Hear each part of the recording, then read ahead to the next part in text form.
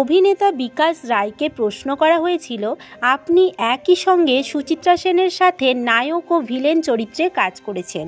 সুচিত্রা সেনের মতো একজন নায়িকা, যিনি কিনা উত্তমের নায়িকা হিসাবে খ্যাতি লাভ করেছেন, তিনি আপনাকে নায়ক হিসাবে মেনে নিলেন কেন? অভিনেতা বিকাশ রায় সুন্দরভাবে ব্যাপারটি বুঝিয়ে বলেছিলেন।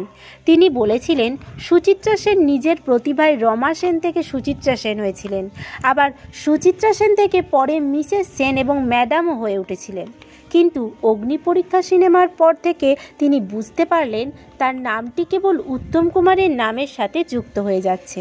এর পূর্বে ভগবান শ্রীকৃষ্ণ চৈতন্য ছবিতে তিনি অভিনয় ক্ষমতার জোরে এক স্বতন্ত্র ইমেজ তৈরি করতে পেরেছিলেন, কিন্তু উত্তম কুমারের সাথে অভিনয় করে তিনি স্বাধীন স্বতন্ত্রভাবে নিজেকে প্রতিষ্ঠা করতে পারছিলেন না। তার নামের সাথে উত্তম কুমারের নামটি অবধারিতভাবেই চলে আসছিল। দর্শক মহলে উত্তম কুমারের প্রেমিক সুচিত্রা এমনই একটা ইমেজ তৈরি হয়ে গিয়েছিল।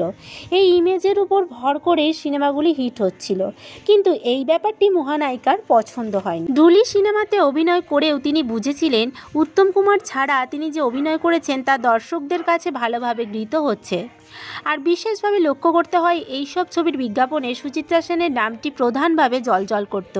সেখানে বড় করে লেখা থাকতো সুচিত্রা সেনের অভিনীত ছবি। পরিচালক দেবকী কুমার বসু 1955 সালে যখন সুচিত্রা সেনকে নিয়ে সিনেমা করতে উদ্যত হলেন, তখন মহানায়িকা তাকে অনুরোধ করে বলেছিলেন, প্লিজ উত্তমকে নয়, অন্য কাউকে নায়ক করুন। পরিচালক মশাইও ভাবলেন তার এই ছবি উত্তম কুমার বা সুচিত্রা সেনের নামে নয়, ছবিটি পরিচিতি পাক দেবকী কুমার বসু পরিচালিত ছবি। আর সেই সূত্র ধরেই ভালোবাসা সিনেমায় সুচিত্রা সেনের নায়ক হয়ে উঠলেন বিকাশ রায়। আবার সাজঘর সিনেমা করার সময় মিসেস সেন নিজেই পরিচালক অজয় করের কাছে বিকাশ রায়ের নাম প্রস্তাব করেছিলেন। সুচিত্রা সেন ছিলেন ব্যক্তি স্বাতন্ত্র্যময়ী নারী, তাই তার অভিনয় সত্তা বারবার বিদ্রোহ করেছে গতানুগতিকের বিরুদ্ধে। তিনি পরিচালক প্রযোজকদের কাছে বলেছিলেন সিনেমার টাইটেল কার্ডে উত্তম কুমারের আগে তার নাম লিখতে হবে। প্রযোজকরা সে কথা মেনেও নিয়েছিলেন। তিনি উত্তম কুমারের স্যাটেলাইট হতে চাননি। উত্তম কুমার ও সুচিত্রা সেনের ব্যক্তিগত জীবনে তাদের মধ্যে কোনো প্রেমের সম্পর্ক ছিল না। পর্দার প্রেম পর্দাতেই শেষ হয়ে যেত।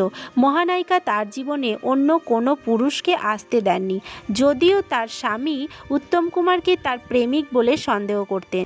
আসলে বক্স অফিসকে হিট রাখার জন্যই উত্তম সুচিত্রার রোম্যান্টিক ইমেজ তৈরি করা হয়েছিল।